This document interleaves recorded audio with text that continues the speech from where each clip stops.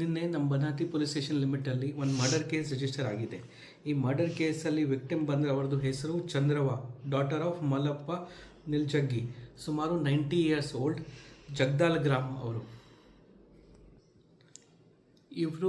ಇವರು ಮತ್ತು ಇವ್ರ ತಂದೆಗೆ ಇವರು 6 ಜನ ಬ್ರದರ್ಸ್ ಸಿಸ್ಟರ್ ಇದ್ದರು. ಇವ್ರ ಜೊತೆಗೆ ಇನ್ನು 5 ಜನ ಬ್ರದರ್ಸ್ ಇದ್ದರು. ಇವ್ರ ಬ್ರದರ್ಸ್ ಜೊತೆಗೆ ಸುಮಾರು 30-35 ವರ್ಷದಿಂದ ಸಿವಿಲ್ ಡಿಸ್ಪ್ಯೂಟ್ ನಡೀತಾ ಇದ್ದು. ಅದಕ್ಕೆ ಬಂದುಬಿಟ್ಟ ವಿಷಯ ಏನಿದೆ, ಇವರ ತಂದೆ ಆಸ್ತಿಯಲ್ಲಿ ಇವರಿಗೆ ಕೂಡ ಪಾಲು ಸಿಗಬೇಕು. 2016ನಲ್ಲಿ ಇವ್ರ ಪರವಾಗಿ ಒಂದು ಆರ್ಡರ್ ಆಗಿದೆ. ಅದರ ಪ್ರಕಾರ ಇವರಿಗೆ 11 ಎಕರೆ ಜಮೀನು ಸಿಗಬೇಕಾಗಿತ್ತು. ಆದರೆ ಆ ಜಗೆ ಯಾವುದು ಆ ಸರ್ವೆ ಆಗಲಿಲ್ಲ. ಇವರ ಮೂಲತಃ ಊರು ಜಗದಲಲ್ಲಿ ಸರ್ವೆ ಆಗಲಿಲ್ಲ. ಮೊನ್ನೆ ಮತ್ತೆ ಲೋಕಲ್ ಕೋರ್ಟಿಂದ 27/11/2025 ಬನಟ್ಟಿ ಕೋರ್ಟಲ್ಲಿ ಮತ್ತೆ ಇವ್ರ ಪರವಾಗಿ ಇನ್ನೊಂದು ಆರ್ಡರ್ ಪಾಸ್ ಏನಾಗಿದೆ, ಗೌರ್ಮೆಂಟ್ ಕಡೆಯಿಂದ ಸರ್ವೆ ಮತ್ತು ಮೆಜರ್ಮೆಂಟ್ ಮೋಜನಿ ಆಗಬೇಕು. ಜಗದಲ್ ಗ್ರಾಮಲ್ಲಿ ಯಾವ ಜಗೆ ಇವ್ರದ್ದು ಇದೆ 11 ಎಕರೆ ಇವರ ಹೆಸರಿಗೆ ಏನಾಗಿದೆ ಅದರಲ್ಲಿ ಯಾವುದು ಇದಕ್ಕೆ ಇದೆ ಗುಡಿಸ್ಬೇಕು.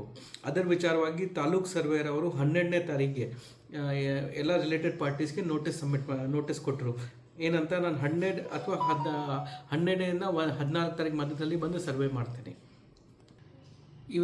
ಇವರಿಗೆ ಯಾವುದು ಮಕ್ಕಳು ಇಲ್ಲ. ಹಾಲತ ಇವರು ಒಂದು ಊರಲ್ಲಿ ಒಂದು ಟೆಂಪಲ್ ದೇವಸ್ಥಾನ ಅಲ್ಲಿ ಅಲ್ಲಂಪ್ರಭು ಟೆಂಪಲಲ್ಲಿ ರಬ್ಕೋಯಿ ಬನಟ್ಟಿ ತಾಲೂಕಲ್ಲಿ ವಾಸ ಮಾಡ್ತಾಯಿದ್ರು. ಅಲ್ಲಿದ್ದು ಇರೋ ಪೂಜಾರಿ ಕಾಡಯ್ಯ ಅವರ ಹೆಲ್ಪ್ ತಗೊಂಡು ಇವರು ಗಾಡಿಯಿಂದ ಒಂದು ವೆಹಿಕಲಿಂದ 13ನೇ ತಾರೀಕಿಗೆ ಬೆಳಿಗ್ಗೆ ಇವರು ಜಗದಲ್ ಗ್ರಾಮಕ್ಕೆ ಬಂದಿದ್ದರು. ತಾಲೂಕು ಸರ್ವೆ ನೋಟಿಸ್ ಪ್ರಕಾರ ಗ್ರಾಮಕ್ಕೆ ಬಂದಿದ್ದರು. ಸುಮಾರು 1 ಗಂಟೆಗೆ ಅಲ್ಲಿ ಬಂದಾಗ ಸರ್ವೇಯರ್ ಮತ್ತು ಇವ್ರ ಜೊತೆಗೆ ಯಾರು ಕಾಡಯ್ಯ ಪೂಜಾರಿ ಅವರು ಯಾರು ಬಂದಿದ್ದಾರೆ ಅವರು ಸರ್ವೆ ಕಡೆ ಜಗೆ ನೋಡೋಕ್ಕೆ ಹೋದರು. ಅಷ್ಟೊಳಗೆ ಇವ್ರ ಬ್ರದರ್ಸ್ದು ಮಕ್ಕಳು 3 ಜನ ಮಕ್ಕಳು ಬರ್ತಾರೆ. ಇವರಿಗೆ ಟೀಗೋಸ್ಕರ ಅವ್ರ ಮನೆ ಒಳಗೆ ಕರೀತಾರೆ. ಇವರು ಗಾಡಿಯಲ್ಲಿನೇ ವೇಟ್ ಮಾಡ್ತಾಯಿದ್ರು.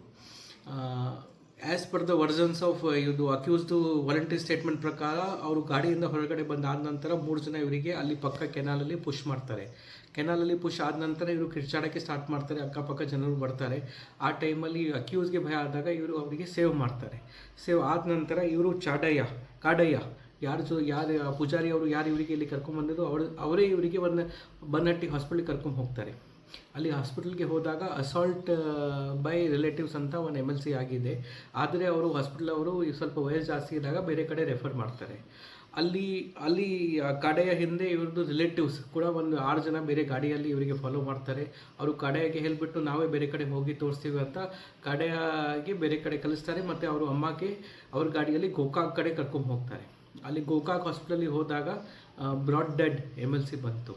ಮತ್ತು ಇದರ ಬಗ್ಗೆ ನಾವು ಡೀಟೇಲಾಗಿ ಇನ್ವೆಸ್ಟಿಗೇಷನ್ ಮಾಡುವಾಗ ನಮಗೆ ಗೊತ್ತಾಯಿತು, ಇವರು ಕೆನಾಲಲ್ಲಿ 3 ಜನ ಅವರಿಗೆ ಇನಿಷಿಯಲಿ ಪುಷ್ ಮಾಡಿದ್ದಾರೆ. ಬೇರೆ ಪಬ್ಲಿಕ್ ಗೊತ್ತಾದ ನಂತರ ಅವರೇ ಇವರಿಗೆ ಸೇವ್ ಮಾಡಿದ್ದಾರೆ. ಆದರೆ ಇಲ್ಲಿ ಬನಟ್ಟಿಯಿಂದ ಗೋಕಾಕ್ ಕಡೆ ಹಾಸ್ಪಿಟಲಲ್ಲಿ ಹೋಗುವಾಗ ನಮಗೆ ಅನುಮಾನ ಇದೆ ಅವರು ಇವ್ರದ್ದು ಮರ್ಡರ್ ಮಾಡಿದ್ದಾರೆ. ಇದು ಆಧಾರ ಬೇಸಿಸ್ ಮೇಲೆ ನಾವು ಈಗಾಗಲೇ FIR ರಿಜಿಸ್ಟರ್ ಮಾಡಿದ್ದೀವಿ. ಟೋಟಲ್ ಗಾಡಿಯಲ್ಲಿ ಬನಟ್ಟಿಯಿಂದ ಗೋಕಾಕ್ ಹೋಗುವ ಗಾಡಿಯಲ್ಲಿ 6 ಜನ ಇದ್ದರು. ಅದರಲ್ಲಿ 5 ಜನ ಮೇನ್ ಆರೋಪಿ ಎಲ್ಲ ಅರೆಸ್ಟ್ ಆಗಿದ್ದಾರೆ.